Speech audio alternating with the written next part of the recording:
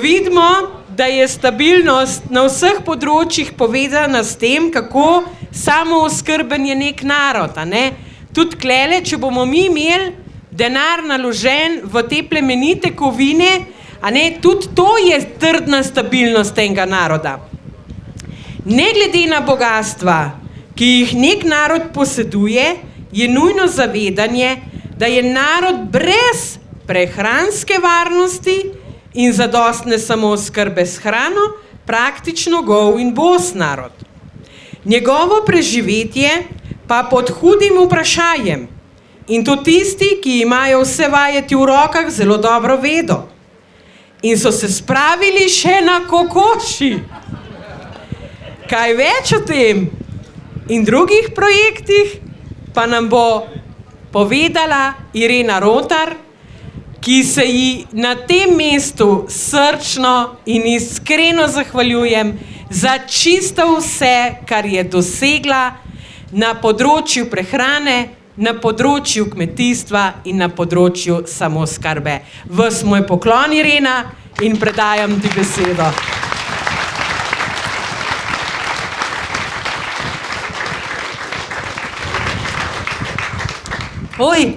Osti Jarej, bodi mlad pomlajen, bodi močan, Slovenec, Slovenka, kjerkoli si.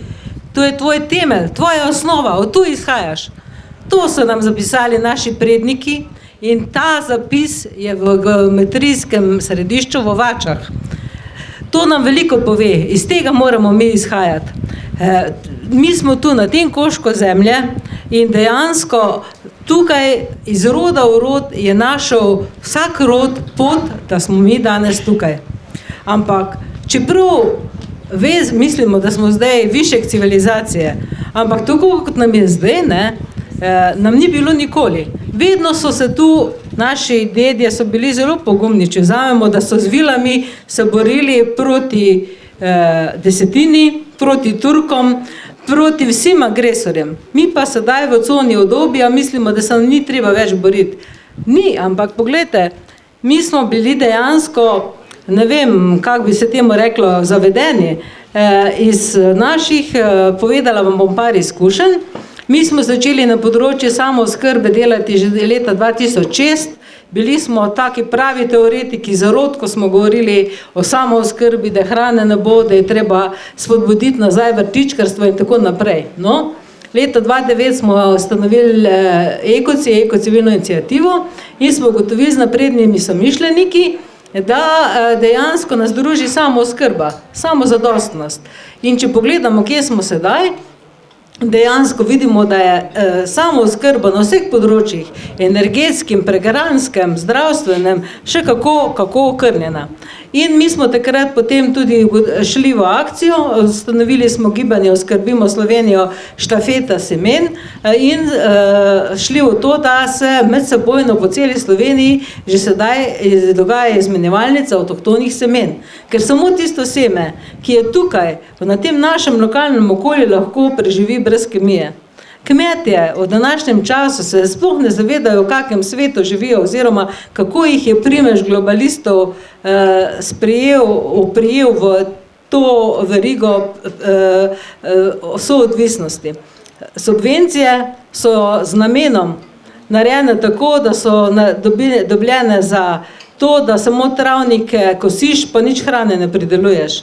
Da kupiš točno določen traktor, točno določeno seme, točno določeno fitofarmacevtsko sredstvo in potem tekmuje s cenami na svetovnem trgu. In če ste pogledali sedaj zadnjo anomalijo, Hrvaška je že sprejela to uredbo, ki je Evropska unija plasirala, da pri ekološkem kmetijstvu ne smeš uporabljati kmetike. In zakaj ne? Ja, zato, ker od tega korporacije nič nimajo. In največja grožnja kapitalu in korporacijam je samooskrben, samozadosten človek, če se po možnosti še vozi s kolesom, da je neodvisen in to je res, od tega res ni koristi, no. Tako da, za to gre. No, tudi jaz v svojem delu, po profesiji sem ekonomist in sem delala celo življenje v trgovskih verigah, tudi kot krizni menedžer in tako naprej. Sem videla, da je to, kam to pelje, ker smo obiskovali te živilske obrate po celem svetu in sem videla tako in za takrat sem se tudi začela boriti za slovenske kmete, spravila sem slovenske kmete v trgovska središča, sem pobudnica velikih trgovskih znamk, spoštujemo slovensko in tako naprej, ampak to je kamenček v morje, dokler bomo mi, ne bomo opazili globalne agende, ki se dogaja. Vsi veselo nakupujemo v tujih verigah. Poglejte, 2 milijona ljudi je v Sloveniji. Na vseh teh mestih, prihodih v mesto, so zdaj po navadi 2-3 nemške ali pa tuje verige, pa še kak kitajski center zraven, v upadnicah v mesto. Iz vseh zgodovine vemo, iz vojskovanja, kdor je bil lastnik nad mestnimi vrati, je bil lastnik mesta. In posredno je, ne? Ker dejansko v teh trgovinah se 10% slovenskega blaga prodaja. In to so take drobne stvari, na katere bi res rada opozorila, ker poslušamo poročila, pa ne vemo. Ko vidimo, kako smo odvisni od sistema, kdaj se je to začelo? Pred davnimi leti, v letih 80, ko se je začela liberalizacija delovnega časa. Vsi smo bili tako veseli, zamik delovnega časa in tako naprej. Ja, kje smo pa zdaj? Delaš cele dneve, zato da lahko plačuješ položnice, da plačuješ ljudi, ki vzgajajo tvoje otroke, da nimaš časa za samooskrbo, da si izgorel. In to so take drobni inserti. In te kokoši, to je samo simbol, ne? Vsak košček je kamenček v mozaiku, ki prihaja v dejansko popolno neodvisnost, ki je zdaj že čisto blizu, ne? Naši predhodniki so danes zelo veliko teh stvari že nanizali in tudi gospa Ajdičeva je zdaj povedala, ne? Vse o tem Black Rocku in tako naprej, to ne bom jaz ponavljala, ampak dejansko to so take stvari, ki vsako kamenček v mozaiku doprinesejo k temu. Ali so naši uradniki tako neumni, ali so plačani, ako o tem ne bomo. Ampak recimo ta uredba o kokoših, da mora vsaka kokoš na domačem dvorišču biti prijavljena, to je dejansko več kot to, ne. Vodstvo, država pride na tvoje dvorišče, ti pogleda tvoje intimo, naslednje je, v ZDA je že bil to primer, prepoved vrtičkarstva. In to je, mi bi morali zahtevati, če ste za to, da se dejansko, tako kot smo zahtevali za pravico do vpisa vode v ustavo, da se tudi zagotovi vpis do hrane in do čistega zraka. To je osnova živega človeka. Ste za to? Bravo.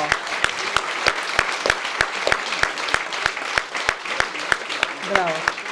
Poglejte, mi, čeprav imamo sedaj alternativni sistem, ne? Se pravi to, kar počne Mateja in ekipa, ampak vse to so stvari, ki zahtevajo proces. To ne bo se od danes do jutri naredili. Jaz sem, se pravim, že 15 let že delamo na tem in poslušajte, mi smo se, ko smo začeli to delati, se je dobivala ekipa ljudi, pa smo se dobivali vsak teden, nismo nikamor prišli. Potem smo vključili strokovnjake. Je že bilo malo boljše, pisali smo razne članke, tako naprej nismo kamor prišli. Dokler potem nismo vključili še medijev, naprednih medijev, predstavnikov naprednih medijev, plus politike. Ker, če ti hočeš narediti sistem, mora politika delati to, kar hoče ljudstvo. In zbiranje podpisov, pritisk na politiko je to, da bo oblast delala to, kar hoče ljudstvo. In tale navdih, ko se toliko ljudi udeležijo teh volitev, je zelo dober, ne? In poglejte, razsvetljenje, ko bo prišlo tudi tem, ki se sedaj veselo čofotajo v morju, tam nekje februarja, bo zelo veliko pripomogel k temu, da nas bo na takih skupeh 10-krat več, kaj kmalu, ne? In to so take stvari, ki dejansko so tukaj, da mi kljub temu, da delamo sporeden sistem, če temu tako rečemo, da dejansko pritiskamo na obstoječo oblast, da bo te stvari znosne do takrat, da mi pridemo do tja, za čim večjo večino. In zato si ne smemo dovoliti teh osnovnih človeških pravic do hrane, vode in do zraka in da do tega, ko pride, ne bomo mogli izmenjati dobrin. Poglejte, v starih časih je bila obvezna oddaja, naši predniki še to vedo, ne? ko so hodili od hiše do hiše, tako kot zdaj mislijo, ne, pa so popisovali kokoši, pa prešiče in tako naprej, ko je bila prehranska kriza, so jim pobrali in marsikatero preživetje je bilo odvisno od tega, če je uspel kdo skriti. Ali lahko zdaj kaj skrijemo? Satelitom nas dejansko non-stop slikajo, sledljivi smo z mobilnimi aparati, nimamo več kam kaj skriti, ne? In dejansko povezovanje ljudi v take skupnosti, da bomo lahko med sebojno kaj izmenjali, seveda, če bomo imeli, ne, se začne pri enem jajcu, pri eni kili solate, ker če trg pade, kot globalisti že sedaj želijo narediti prehransko krizo, ne, ste tako vidite te stvari, ki se sedaj dogajajo, ne, dejansko prej gospa Ajdičeva omenila, da luke stojijo, ne, recimo pred 2-3 meseci, mislim, da smo delili te stvari, smo delili zemljevid iz Šanghaja, recimo, ne, tam 200,000 ladij, tako kot imamo za letala, ne, tudi zemljevid za ladje in ki te ladje se nahajajo. In tam je točno bilo videno, da nekatere tovorne ladje so v teh pristaniščih že 2 do 3 mesece. In vse to povzroča to, da bojo pristanišča obstala. In kaj to pomeni, ne? Ko ni več krogotoka dobrin, materijala, kovin in tako naprej, ne? Recimo nemška firma, ki se ukvarja s tekstilom, ki ima 17 verig, je napovedala, da bo 17 verig zaprla do konca leta in ne vem koliko milijonov ljudi bo ostalo, ampak posledično to pomeni, zdaj, ko smo bili čisto odvisni od tujega tekstila in tujega obutva, pomanjkanje tudi na tem področju. Vse te stvari so pripomogle k temu, da smo dejansko mi čisto nepripravljeni, da bi si sešili svojo obleko v Sloveniji, ker smo vso tekstilno industrijo prebrali, nijamo več obutvene industrije in je potrebno te stvari na novo postaviti. In menjalna valuta, poleg trdne valute, ko je bila prej omenjena, bojo dobrine, prehranske dobrine. Tako da jaz sem zelo vesela, da dejansko tudi te stvari, ki jih zdaj počnemo, kljub temu, da nam sistem vsiljuje posredne stvari, pa jih ne znamo prav videti, bi mogoče še res na taka 2 primera, se mi teh zdita zelo pomembna, ko nas vedno, ta slovenski človek, naš človek je vedno preživel v skupnostih, v vaških jedrih, v Sloveniji je več kot polovica ljudi živi na podeželju. In na povezovanje tega, in tudi recimo sodelovanje z mestom, meščani so vedeli, kam priti, ne, ko ni hrane bilo. In teh dobrin. In recimo, takrat po vojni so tudi srebrne sklede zamenjevali za kiblo masti ali za jajca in tako naprej. Ampak kakorkoli že, ne, so nam privzgojili tega slab priokus maminečega sinčka, ne. Če so otroci predolgo doma, kako je to škodljivo. Zdaj je odvisno, v kakih odnosih smo, ne, ampak včasih so vedno preživele te samooskrbne skupnosti, ne. Velike družine, vsi so vse imeli, dejansko so bili samozadostni in neodvisni. In sedaj sem prav ponosna, no, da se res po Sloveniji, tudi mi imamo na okviru Ekoci, informacije, lahko kliknete gor, kjer zbiramo vse informacije o sobivanjskih skupnostih Slovenije, kjer so po različnih koncih Slovenije vse te samooskrbne sobivanjske skupnosti ustanavljajo. Gre za različne skupine, nekateri sploh je pa več segmentov. En segment so mladi ljudje, ko imajo otroke skupaj, potem enake igrače in tako naprej, ko prerastajo, pa mogoče nekateri so na istem naslovu, ali pa so bližje skupaj živijo, ali pa celo kupijo novo kmetijo, to je tak mladi rod. Potem so takšni, ki se odločijo za nakup kmetije in tam naredijo sobivanjsko skupnost, 5 do 7 ljudi skupaj. Potem so še pa starejši ljudje, kjer se prijatelji skupaj zmenijo, ko so mogoče bili že prej prijatelji, pa se skupaj spravijo eno hišo, skupaj dajo denar, skupaj zmanjšajo stroške in drug za drugega skrbijo in potem, ko ne morejo več, si pač še najamejo kakšno negovalko. Tega je po Sloveniji kar veliko, tako da se res plača to tudi pogledati, ne. Potem smo zelo ponosni tudi na to, da je del Ekoci, ki ga vodi ta Marjan Kogelnik, ta del, jaz vodim semena pa sodelovanje z politiko pa s tem aktivnostmi je oskrbovalnica, kjer kmetje direktno se upišejo noter v seznam, oddajo naročilo in potem je dostava direktno do vas vsako soboto. In to so take neposredne povezave. Potem smo tudi ponosni, da sodelujemo v klubu samooskrbni.net, to je Sanjo Lončar, kjer imamo tudi bogate aktivnosti. V pol leta je več kot 500 članov, 50, nekateri so tudi danes tukaj, pozdravljeni. Vsak četrtek so izobraževanja preko Zooma, vsake 14 dni pa po teh lokalnih odborih, ko jih je 50, po celi Sloveniji so potem srečane in potem se te povezovanja v lokalnih timih dogajajo, se skupaj kaj predela, se izmenjujejo zdaj predelki, potem bojo skupna vlaganja in tako naprej. In potem imamo vse, ne? Tudi ideja Jekovci je čedalje bolj živa, ne? Mi imamo v Sloveniji 1570 gasilskih domov in vemo, da gasilci znajo ljudi povezati, ne? In izmenjevalnica lokalne hrane in dobrin v lokalnem okolju bo na daljši rok v letih, ki nas čakajo, še kako pomembna. Ker včasih niti za soseda ne vemo, ga ne poznamo, ne, pa tudi ne vemo, kaj ima.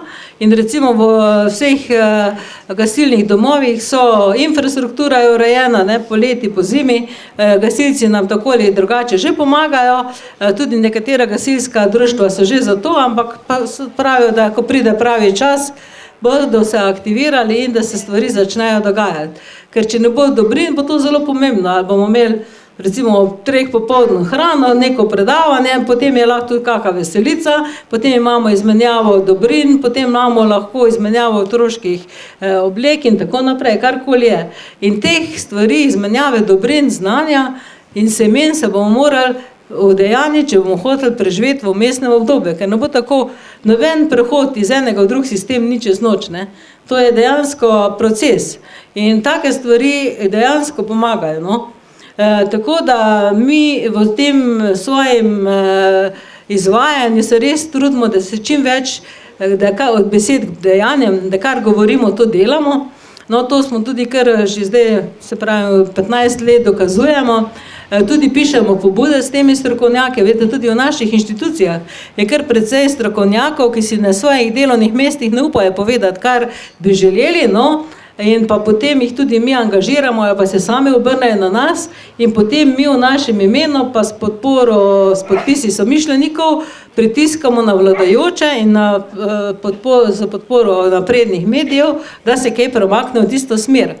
In dejansko smo zdaj že prej smo kar naredili nekaj premikov na področju dobrobiti živali, na področju namakalnih sistemov, na področju hranjenja avtohtonih semen pa avtohtonih pasem, ne? Ker tudi, če ne jemo mesa, mi moramo vedeti, da tiste krave, ki so industrijski obrat, ne? Ki od spredje je, zadaj sire, vmes da pa mleko, to ni nič, ne? To ni zdrava žival, ne? Avtohtona krava je recimo cika, ki ima 600 kilogramov in dejansko se lahko pase, ne? In poje minimalno, recimo koza, potem ali pa štajerska kokoš, to so živali, ki se dejansko same preživijo v naravi in niso obremenjujoče za okolje, ne? In no, to smo uspeli, da je bila v prejšnji zakonodaji, uspeli smo tudi to, da je industrijska konoplja lahko sejana za ekološke kmete že na 1 ar, prej je bilo 1 hektar, s tem, da smo mi tudi potem zagnali proizvodnjo konopljenih nogavic v tovarni Nogavic Polzela, pa so uspešno prodali tovarna, še zadnjo tovarno, državo vmes, ne, tako da te stvari se načrtno delajo, ne. No, ampak nič ne dej, poglejte, tudi na področju konoplje se delajo premiki. Potencijala industrijske konoplje za hrano, za plastiko, za biogorivo steblo, ne, potem za tekstil iz volne, iz lana pa iz konoplje, lahko naredimo čudovit naravni tekstil, ne, in takrat smo že prišli do filca, ki ga dela Soven, ampak kaj se zdaj zgodilo, mi smo dejansko to zaradi teh postopkov tudi nehali delati, propadli, ne, tudi gor na Vranskem je tudi že konopljarna, ki je to pač počela. Zdaj pa recimo ta Soven, ki odkupuje volno, na teden 600 kilogramov tega naredi za avstrijsko podjetje, ne. Tako. Recimo po Sloveniji delajo konopljine hiše, zelo uspešno, ampak konopljo uvažajo iz Francije pa iz Madžarske, ne. To so vse take pritiski, ki posredno, takrat, ko se zgodijo, sploh ne veš, kaj se bo za sabo prinesli, ne, ampak se dogaja. Tudi sedaj, ne, ko bomo zdaj videli napise v medijih, ne, Evropa za 35% zahteva, da se zmanjšajo pesticidi. Jo, super, vsi smo srečni. Ampak kaj to pomeni? To pomeni, da bo ta agenda, ki jo odzadjo pripravljajo globalisti, dejansko zaživela. To ne pomeni, da bojo bolj zdravo pridelovali hrano, če na drugi strani motike prepovedujejo, ne. To pomeni, da je že odzadaj lažje uresničljiva agenda, kjer so že milijarde vložili v to, da so razvita gensko spremenjena semena za vertikalno pridelavo hrane, se pravi hrano, hidroponiko, pa hrano, ki se goji pod lučkami, ki nima nobenega energetskega potenciala, samo fizikalne lastnosti, in da bojo v teh halah praznih trgovin in tak naprej, ki bojo nastale. Se če ste vozili kaj proti Italiji, tak veste, da je celo gora takih kompleksih kilometrskih, ko so bili prej trgovinski centri, da so prazne in da se to dogaja, ne, in da bo tudi kmalu to pri nas, dejansko bo rastla hrana. In na tak način, ne, če ste tudi v zadnjih časih videli, Nizozemska prej je financirala svoje kmete, zdaj pa z namenom, kao, da krave preveč prdijo, pa onesnažujejo zrak, ne, dejansko hoče 1/3 kmetij uničiti. Nizozemska, ne, kot prvi proizvajalec hrane. Tako da to je res taka globalistična agenda, da razsežnosti, da človeka kar stiska pri srcu, ko tole gledaš, ne. In dejansko, če bomo mi skupaj stopili, nam ne bo hudega. Moramo pritiskati na eni strani na oblast, na drugo strani se povezati z somišljeniki, narediti na tem, da bomo v času tega prehoda samozadostni čim bolj na področju zdravstva, se vidite, da je zdravstvo zelo fino, kar se tiče klasično zdravstvo, kar se tiče mehaničnih popravil, operacij in tak naprej, ne, kar je pa obravnave celostne obravnave človeka kot celote, je pa dokaj žalostna usoda teh bolnikov in dejansko, če bomo mi skupaj stopili, nam nič ne bo prišlo do živega. Zaradi tega tudi se mi prizadevamo za izmenjevalnici semen in znanja. Zdaj bomo tudi to s temi vašimi podpisi, s tem, da bomo zakrili drugi del, bomo poslali na Ministrstvo za kmetijstvo to pobudo, da zahtevamo svobodno rejo kokoši in vpis, tako ste prej potrdili, v ustavo, to bo sicer proces, do hrane, čistega zraka, vode in do gojenja hrane in tudi to, no to pa je tudi to, vaše pa tudi moram poprašati za mnenje, velike skupine ljudi si prizadeva za to, da bi Slovenijo razglasili za ekocono Evrope. Tukaj gre pa za to, da bi ti, ki imajo sonaravno pridelavo hrano, dobili večjo vrednost. Drugo, na mednarodnem trgu, ne, se pravi za turistične in te namene. Drugo, da bi ti, ki pridelujejo čaje in tako naprej, pogledajte, mi uvožen čaj pijemo tukaj dvomljive kvalitete, mi pa živimo v rajskem vrtu, kjer na čudovitem okolju raste najboljši čaj. In če kje smo lahko s čaje samoskrbni, da se to naredi in da dejansko tudi, če bomo mi imeli podlago v zraku, vodi pa hrani, mi tudi zahtevamo, mi smo leta 2013 takratnemu ministru podali zahtevo okoli chemtrailov. In takrat je po 2-3 letih teh stvari smo potem ugotovili, odgovor je uradni je bil ne, ampak ta človek je naredil preko teh institucij, da bi se v Sloveniji obdavčil vsako avion na podlagi izmera izpušnih plinov, da se plača taksa. In mi bi vedeli, kaj je v zraku, kaj se spušča in kako se plača taksa. Ampak potem so ga midlo uradniki zablokirali in iz tega se nič ni mogli narediti, ne.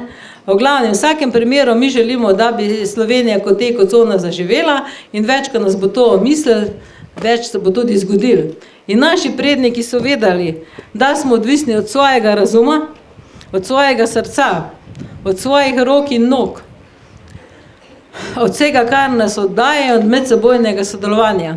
A se tudi vi mislite, da je tako? A ste za to, da to kar probamo? V redu, bo povstante, pa me ponavljate za mano. No, zdaj pa dajte imel takle. Zdaj pa ponavljate za mano, dajte desno roko na čelo, pa rečete, odvisen sem od svojega razuma. Potem date roko na srce, odvisen sem od svojega srca. Odvisen sem od svojih rok. Odvisen sem od svojih nog. Odvisen sem od vsega, kar me obdaja. Potem pa se obrnete proti sosedu in rečete, in medsebojnega sodelovanja. Sedaj soseda vprašate, kako mu je ime. Kako vam je ime? Ga objamete in rečete pogumno naprej v sodelovanju s teboj. Lahko tudi poljubite. Oj, ostijare!